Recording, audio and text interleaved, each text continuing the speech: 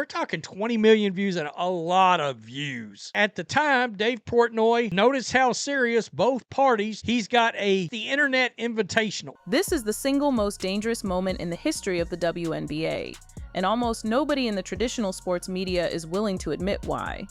While the pundits were busy arguing over Rookie of the Year awards and TV ratings, Caitlin Clark just quietly signaled the end of the old guard and the rise of something entirely new. We are witnessing a complete disintegration of the barriers that used to separate professional sports from digital celebrity. In late 2025, three massive forces collided: Caitlin Clark, the chaotic empire of Dave Portnoy's Barstool Sports, and the emerging political celebrity of Kai Trump. This wasn't just a series of golf games, it was a financial hostile takeover of women's sports. Here is the reality that the WNBA is terrified of. Caitlin Clark doesn't need basketball anymore to be the most valuable female athlete on the planet. Let's look at the numbers because they paint a brutal picture for the legacy leagues. When Caitlin Clark showed up to the Nneka Pro-Am tournament, the impact was immediate and devastating to the basketball-only narrative. The LPGA, which features incredible talents like Nelly Korda, usually struggles for viral traction, but the moment Clark stepped onto the tee box, the Anneka's Instagram views skyrocketed by 591% year over year. On X, formerly Twitter, posts about her golf outing generated over 18 million impressions. The crowds were rows deep on a Wednesday. Clark proved she is a human algorithm. It didn't matter that she's a 12 handicap golfer who jokes about her caddy going to the bathroom. People were there for the person, not the performance. This is the Caitlin Clark effect, migrating from the hardwood to the fairway, and it proves her value is now completely decoupled from the WNBA product. And this is where Dave Portnoy enters the chat with a weapon that could shatter the WNBA's leverage: the Internet Invitational. Portnoy dropped a bombshell on the Unnamed Show podcast that changes the math for every female athlete in America. He announced his intention to raise the prize pool for his next golf tournament to $10 million, and then he said the words that sent shockwaves through the industry: Caitlin said yes, Kai Trump said yes. To understand how insane a $10 million prize pool is, you have to look at the financial landscape. The WNBA Supermax salary is roughly $241,000. Caitlin Clark's base rookie salary is around $76,000.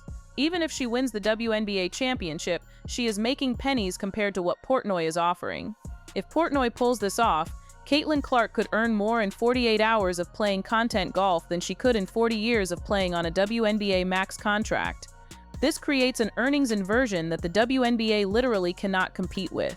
It is a privatized compensation model that bypasses the collective bargaining agreements, the salary caps, and the revenue-sharing disputes. This explains the other major story that the mainstream media is trying to spin: Clark's rejection of the Unrivaled League. Unrivaled, the 3-on-3 league founded by Breanna Stewart and Nafisa Collier, was desperate for Clark. They reportedly prepared a Lionel Messi-like offer. This package included a base salary over $1 million plus significant equity in the league. It was a historic offer, and Caitlin Clark said no. She chose scarcity. She chose to rest her body from the physical bruising of the WNBA, and she chose to play golf. By turning down Unrivaled, she sent a message: she doesn't need the exposure. She is the exposure. She realized that grinding out another basketball season for equity in a startup league wasn't worth the risk when she can simply show up at a pro-am, have fun, and generate 10 times the buzz. But this convergence isn't just about money. It's about the culture war that the old media is losing. Look at the inclusion of Kai Trump. When the 18-year-old granddaughter of the president-elect was given a sponsor exemption to play in the Nneka, the traditional golf media had a meltdown. Writers like Eamon Lynch slammed the decision as guerrilla marketing catering to the megasphere. They argued she didn't deserve to be there because she was ranked 461st in the junior rankings. But the new media channels like Black and White Sports and the Barstool ecosystem saw it differently. They argued that sports is about entertainment and eyes. Kai Trump, despite missing the cut, provided a narrative arc that actual professional golfers couldn't. Her interactions with the crowd and her go-with-the-flow attitude were content gold. The tournament organizers admitted they did it for the buzz, and they got exactly what they wanted.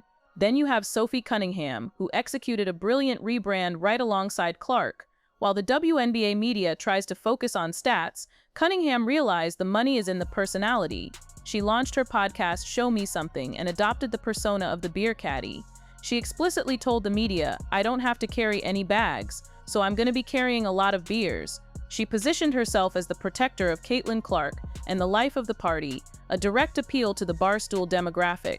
When her skirt malfunctioned on the course, the LPGA deleted the footage, but the internet kept it alive.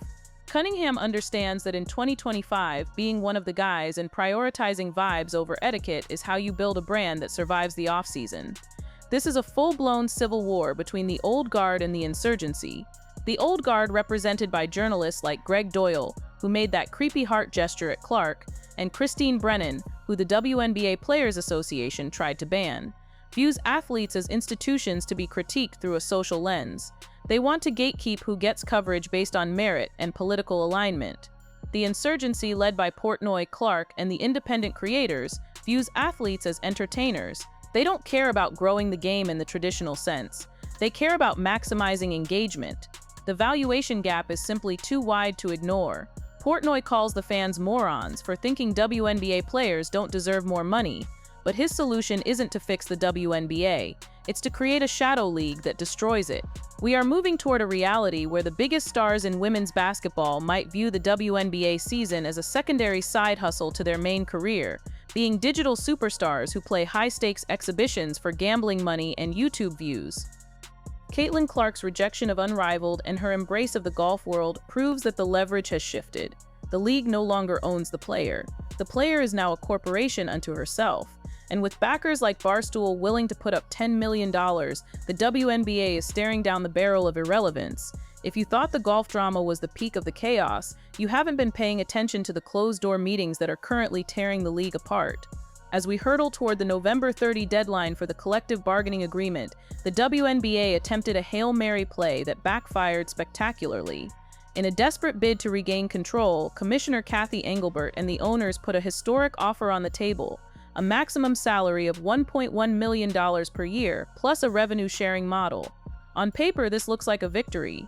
It's a 340% increase from the current Supermax. It's life-changing money for 99% of the league. But the Players Association didn't just reject it, they insulted it. They called it lipstick on a pig. Why would they turn down $1 million salary? Because they understand the trap. The league's offer was built on a fixed growth model, essentially a salary cap that rises by a set percentage every year. It's a safe, predictable model for the owners, but the players, led by union leadership, are demanding the NBA model, a straight 50-50 split of basketball-related income.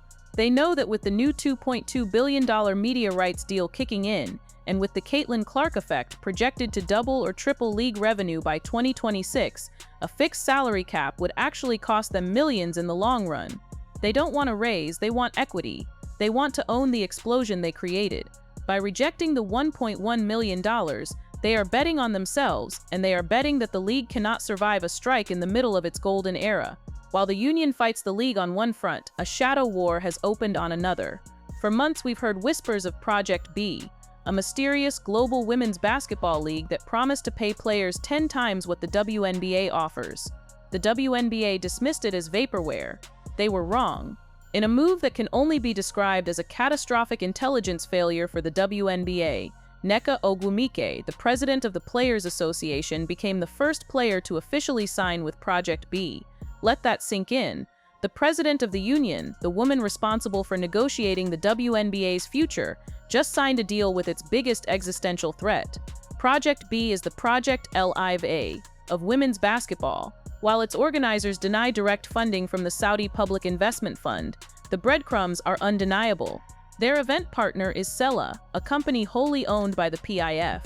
The league is structured like a tech startup, offering equity to players and a touring schedule that hits major global markets. This is the nuclear option the players have been hiding. The WNBA assumed that no matter how bad negotiations got, the players had nowhere else to go. Project B destroys that leverage. If the WNBA locks the players out in 2026, the biggest stars now have a turnkey alternative that pays millions, offers equity, and treats them like partners rather than employees. The signing of Ogwumike signals to every other player in the league, the lifeboat is ready. We are no longer watching a unified sport. We are watching the balkanization of women's basketball into 3 warring fiefdoms, each led by a different faction of the player base. First, you have the Loyalists in Unrivaled. Led by Brianna Stewart and Nafisa Collier, This 3-on-3 league is the establishment alternative. It's VC-backed, based in Miami, and designed to coexist with the WNBA. It's the safe harbor for players who want more money but still believe in the traditional system. Second, you have the mercenaries in Project B. This is for the players who are done with the WNBA's slow growth and moral victories.